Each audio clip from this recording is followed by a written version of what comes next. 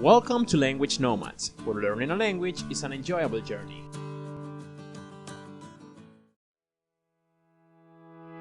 Hey there Nomads, today's topic is going to be basic concepts of the Korean language. The first thing is Hangul, which is a writing system that looks a bit like this. I know it looks scary, but don't worry, it is actually quite simple as it can be considered an alphabet. As you may already know, Western languages like Spanish or English use alphabets as their writing system. In it, letters are used to represent sounds, and by putting them together we create words. Korean is just like that. Each one of these symbols represents a sound, and by putting them together we create words. So, once you learn the letters, you're good to go.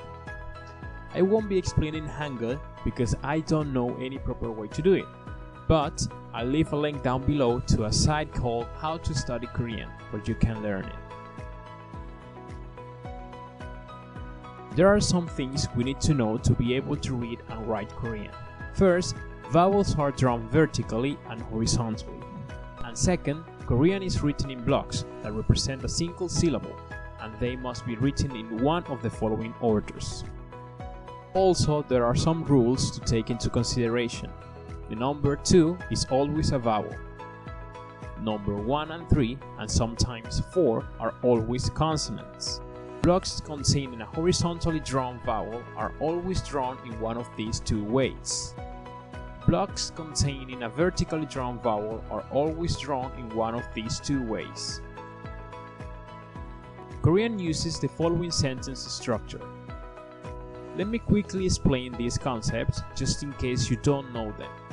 The subject refers to the person, thing, noun, or wherever that is performing the action. And the object refers to whatever the verb is acting on. For example, in the sentence, the girl sings a song, the girl is the subject and the song is the object. Besides that, I also learned some Korean greeting words, specifically the words for hello, thank you, how are you, and please. Now, I'll try to pronounce them as good as I can, but remember, Korean is also a new language for me, so please don't be too harsh. I'm still learning. First, I learned 안녕하세요, 안녕하세요 to mean hello. Second, I learned two ways to say thank you. 감사합니다, 감사합니다, and 고맙습니다, 고맙습니다. Then I learned 잘 지내세요, 잘 지내세요, which is the most literal way of saying how are you, though it is not a commonly used expression. And lastly, 제발, 제발, which means please. That's it for today's introductory lesson.